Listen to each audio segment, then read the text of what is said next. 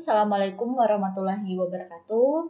Untuk video kali ini kita akan membahas tentang uji kualitas data dengan SPSS. Jadi di dalam statistik itu ada yang namanya pengujian kualitas data. Nah, uji kualitas data ini bisa menggunakan Excel ataupun menggunakan SPSS. Nah, untuk kali ini kita akan menggunakan SPSS. Seperti itu. Nah, sebelum kita masuk ke uji kualitas data dengan SPSS, alangkah lebih baiknya jika kita mengupas sedikit tentang apa itu uji kualitas data. Nah, uji kualitas data itu adalah salah satu bentuk pengujian statistik yang dimana bertujuan untuk mengetahui sejauh manakah kuesioner yang dibuat bisa tepat dan dapat diandalkan untuk sebuah penelitian. Nah, alangkah baiknya kalau misalnya kita ingin menguji lebih lanjut, kita harus membuat suatu bentuk pertanyaan dalam kuesioner yang valid dan juga reliable seperti itu, yang nantinya akan memberikan kita suatu bentuk kesimpulan yang bisa memberikan solusi bagi penelitian kita selanjutnya seperti itu.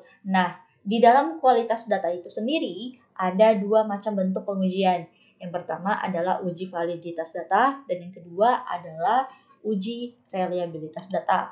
Nah, sama seperti namanya, maka uji validitas data itu berfungsi untuk mengetahui apakah data yang kita gunakan itu valid atau tidak. Nah, uji validitas data memiliki persyaratan tertentu agar data kita itu dianggap valid atau tidaknya. Nah, kita akan melihat dari nilai R hitung.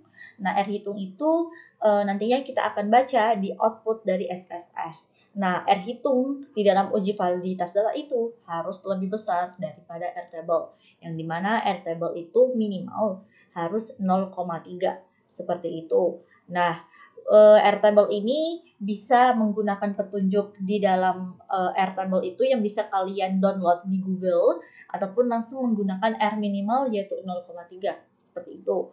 Nah, selanjutnya itu adalah uji reliabilitas data. Nah, sama juga seperti namanya, jadi uji reliabilitas data itu berfungsi untuk melihat apakah data yang kita gunakan itu reliable atau tidak, seperti itu. Nah, persyaratan agar data kita reliable adalah nilai Cronbach's alpha harus minimal 0,6, artinya harus lebih dari 0,6. Jika datanya kurang dari 0,6, maka data yang kita gunakan itu tidak reliable untuk digunakan, seperti itu. Nah, selanjutnya kita akan langsung masuk ya. Kita akan langsung masuk ke bagian uji kualitas data. Nah, untuk itu saya telah menyiapkan sampel data dengan menggunakan 15 responden dengan dua variabel. Variabel pertama adalah kita menggunakan harga atau X, variabel kedua yaitu Y-nya, itu kita menggunakan permintaan. Jadi judulnya itu adalah pengaruh harga terhadap permintaan barang, seperti itu. Nah, untuk penelitian ini kita menggunakan kuesioner ya, seperti itu. Nah, untuk variabel harga atau X ini kita ada 5 item pertanyaan yang sudah ada di sini hasil kuesionernya. Begitu pula dengan permintaan, di sini ada juga hasil kuesionernya, ada 5 pertanyaan juga. Nah, perlu dicatat bahwa sebenarnya pengujian menggunakan SPSS itu lebih bagus jika menggunakan responden minimal 30 orang. Hal ini sebenarnya berpengaruh terhadap hasil yang akan diperlihatkan nantinya.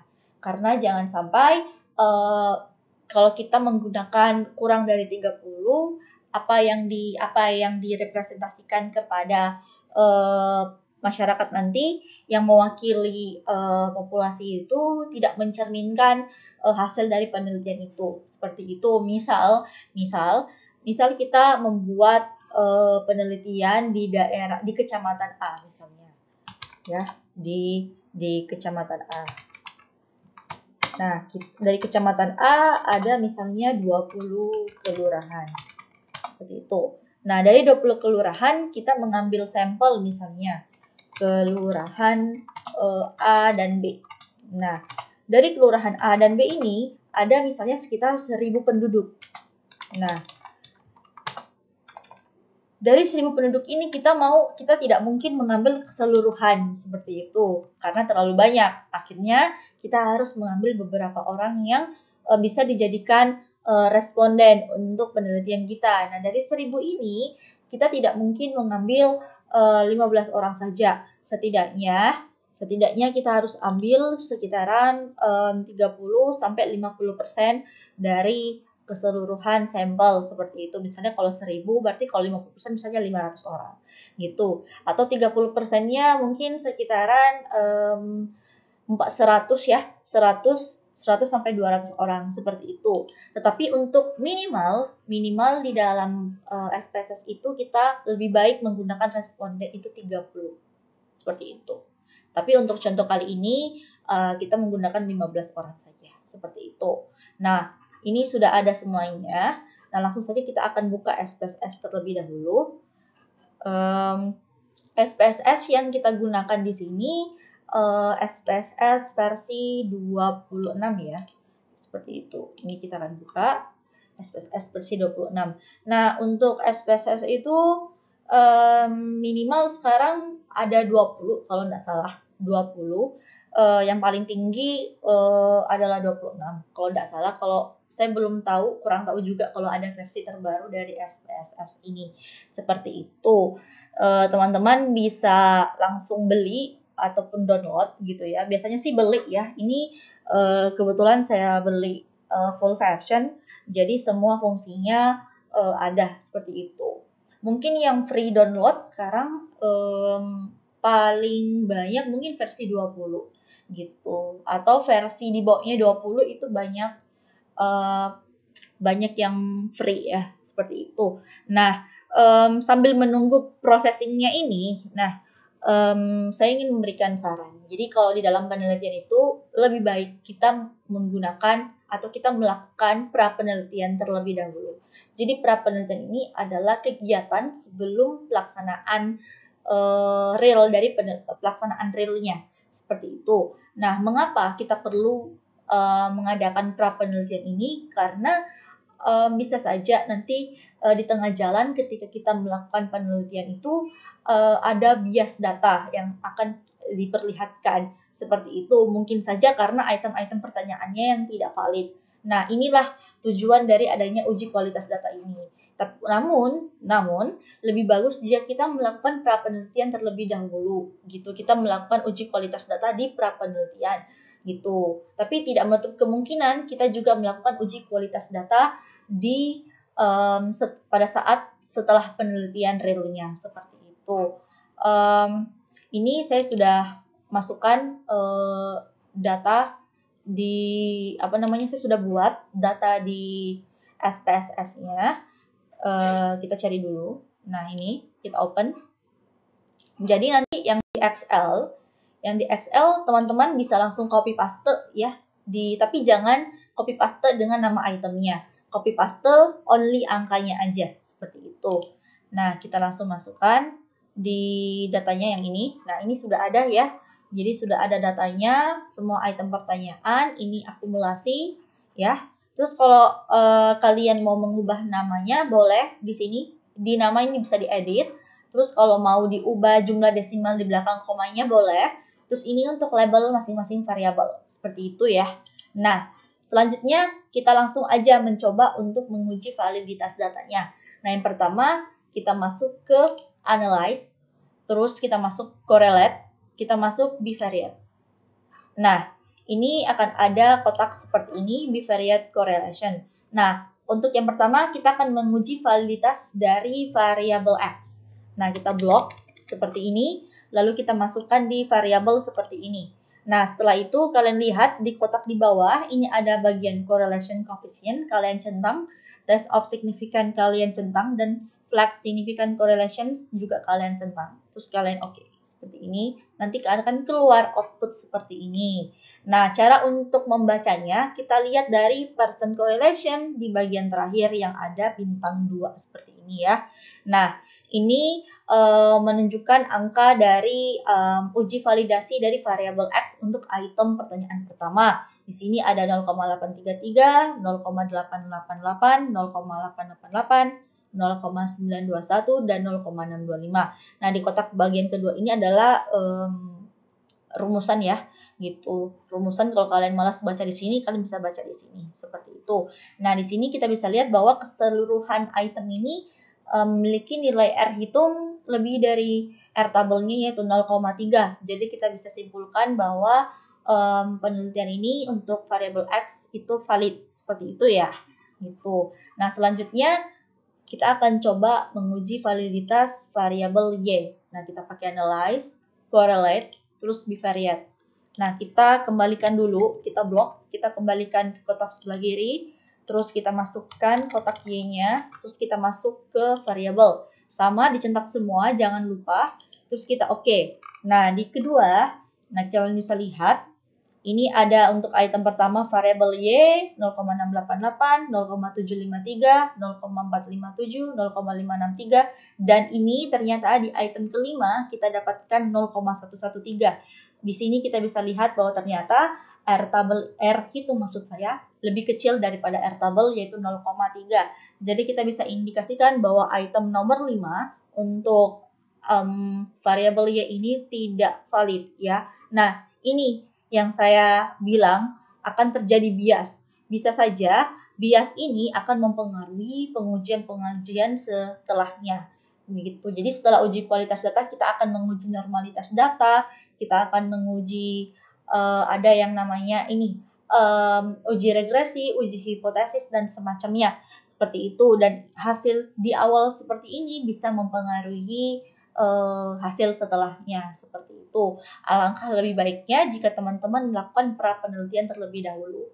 Nah, pra penelitian itu bisa macam-macam ya. Kalau online sekarang mungkin bisa pakai Google Form gitu. Jadi teman-teman buat kuesioner secara online, terus minta bantuan teman-teman kalian, atau bisa saja langsung ke sampel yang mau kita uji gitu, kita minta data mereka gitu. Setelahnya mungkin kalau misalnya kalau kayak tadi kan ada bias di item kelima. Nah, kita mungkin bisa memperbaiki untuk item yang kelima seperti itu.